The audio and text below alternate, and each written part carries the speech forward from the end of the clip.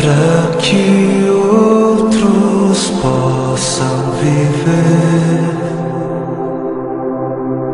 Vale a pena morrer para que outros possam viver.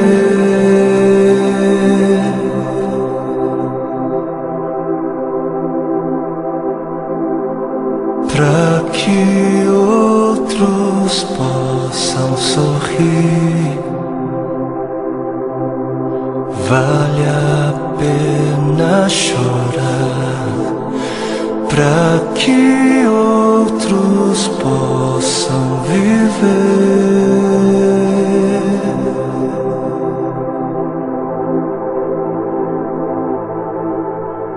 Portanto, visto que temos este ministério pela misericórdia que nos foi dada, não desanimamos.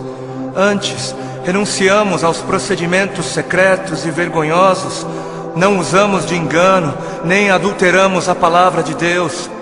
Ao contrário, mediante a clara exposição da verdade, recomendamo-nos à consciência de todos diante de Deus. Pois não pregamos a nós mesmos, mas a Jesus Cristo, o Senhor, e a nós como escravos de vocês por causa de Jesus. De todos os lados somos pressionados, mas não desanimamos. Ficamos perplexos, mas não desesperados. Somos perseguidos, mas não abandonados. Abatidos, mas não destruídos. Trazemos sempre em nosso corpo o morrer de Jesus, para que a vida de Jesus também seja revelada em nós. Pois nós que estamos vivos, somos sempre entregues à morte por amor a Jesus, para que a sua vida também se manifeste em nosso corpo, de modo que em nós atua a morte, mas em vocês a vida. Por isso não desanimamos, embora exteriormente estejamos a desgastar-nos, interiormente estamos sendo renovados dia após dia, pois os nossos sofrimentos leves e momentâneos estão produzindo para nós uma glória eterna que pesa mais do que todos eles. Assim, fixamos os olhos não naquilo que se vê, mas no que não se vê, pois o que se vê é transitório, é passageiro, mas o que não se vê é eterno. Para que outros possam viver, vale a pena morrer. E nas palavras de 2 Coríntios capítulo 4 que nós acabamos de ler, para que outros possam viver, não apenas vale a pena morrer, como deve-se morrer. Deve-se. Para que outros possam viver, deve-se. É necessário morrer. É necessário morrer para que haja vida. Trazendo sempre em nosso corpo o morrer de Jesus, para que a vida de Jesus também seja revelada em nosso corpo.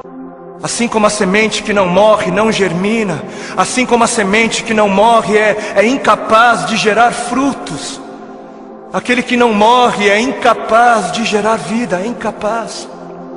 Não fosse o sangue do Cordeiro, não fosse o sangue de todos os mártires que vieram antes de nós, não fossem aqueles que vivem como se não pertencessem a este mundo, não seríamos conhecedores das boas novas da vida, não seríamos. Mas se as coisas são assim, se isso é verdade, se isso reflete a realidade, se o Senhor teve toda a intenção de dizer exatamente o que Ele disse, por que é então que não morremos? Por que é então que o mundo está cansado de ver uma igreja que deveria carregar a mensagem da morte, mas não carrega? Não carrega. E não carrega porque ela mesma recusa-se a morrer. Se a ordem é essa, por que é então que não vemos mais vidas sendo geradas? Nações sendo alcançadas em meio à voluntária entrega da vida por parte daqueles que se dizem cristãos. Por quê? Por quê? Porque existe algo de muito errado em nosso meio. Existe algo de muito errado em meio àquilo que chamamos de Evangelho do Reino de Deus. Evangelho do Reino de Deus, não o Evangelho do Reino dos homens para os homens, não o Evangelho do Reino desta terra para esta terra, não o Evangelho do seu reino para você mesmo, para o seu próprio benefício, mas o Evangelho do Reino de Deus para o benefício de Deus. E o povo, por falta de líderes que preguem o que o povo precisa ouvir e não o que o povo quer ouvir, o povo está adorando outros bezerros de ouro. E o grande bezerro de ouro dos nossos dias é a bênção. O grande bezerro de ouro dos nossos dias é a vitória, é a conquista, é o bezerro da prosperidade, é a saúde, é o meu bem-estar, é o meu conforto, é a minha necessidade, é o meu reino, é a minha vida. 7 passos para alcançar a bênção aqui, 40 dias de jejum da vitória ali, 12 maneiras para ser próspero um pouco mais adiante, e 318 formas para você fazer com que Deus faça aquilo que você quer que Ele faça. Não importa se Ele queira fazer ou não, porque afinal o modelo de Jesus, não seja feita a minha vontade, mas a sua, serve para Jesus, serve para o Filho de Deus, não serve para mim, não serve para a igreja. Quantos já foram a alguma campanha que dizia campanha do negue-se a si mesmo, campanha dos 3 passos para morrer, ou a campanha das 7 maneiras de amar ao seu próximo como a si mesmo, campanha de 40 dias de jejum para que eu possa carregar a minha cruz? Não? Nunca foi, por que não? Ora, porque não é isso que é importante. Não é isso. Porque o importante é eu ter o carro do ano.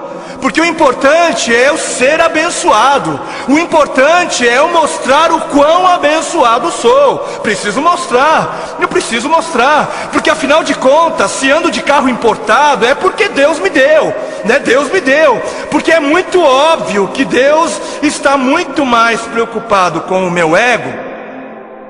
Eu sou tão espiritual e abençoado que é muito óbvio para mim, e é muito óbvio só para mim, que Deus está mais preocupado em colocar dinheiro nas minhas mãos para que eu possa comprar coisas caras e tolas, do que está preocupado em colocar recursos sob os meus cuidados para que eu possa de alguma maneira aliviar a dor dos aflitos.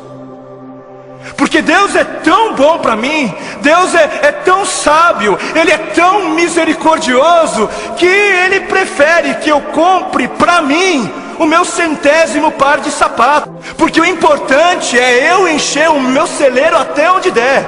O importante é o meu reino, é a minha justiça.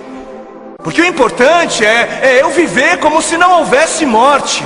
E Deus que me livre de pensar em morte. Que está escrito na palavra de Deus em Marcos, no capítulo 8 e Mateus 16. Então Jesus começou a ensinar-lhes que era necessário que o Filho do Homem sofresse muitas coisas e fosse rejeitado pelos líderes religiosos, pelos chefes dos sacerdotes e pelos mestres da lei, fosse morto e 3 dias depois ressuscitasse. Ele falou claramente a esse respeito. Então Pedro, chamando-o à parte, começou a repreendê-lo. Vejam como desde o início a igreja se escandalizou com a mensagem da morte. Jesus, porém, voltou-se, olhou para os seus discípulos e repreendeu Pedro, dizendo: arreda, Satanás. Você não pensa nas coisas de Deus, mas nas coisas dos homens. Você não está de olho no reino de Deus, mas está de olho no reino dos homens. Então ele chamou a multidão e os discípulos e disse: se alguém quer vir após mim, negue-se a si mesmo, tome a sua cruz e siga-me. Se quiser, se alguém quiser. Porquanto quem quiser salvar a sua vida, perdê-la-á. Mas quem perder a vida por minha causa, achá-la-á. Pois o que aproveitará o homem se ganhar o mundo inteiro e perder a sua alma? Ou o que dará o homem em troca da sua alma?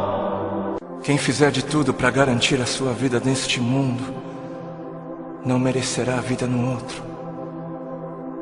E quem fizer de tudo para garantir a sua vida no outro mundo, perderá a sua vida neste. Perderá o controle da sua vida neste mundo. Quem viver de olho nos tesouros deste mundo, receberá somente aquilo que este mundo é capaz de dar. Mas quem viver com os olhos fixos no tesouro eterno, este receberá, este haverá de receber aquilo que a eternidade tem para dar.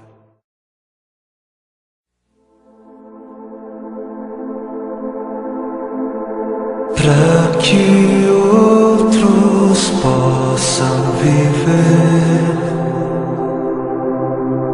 vale a pena morrer. Para que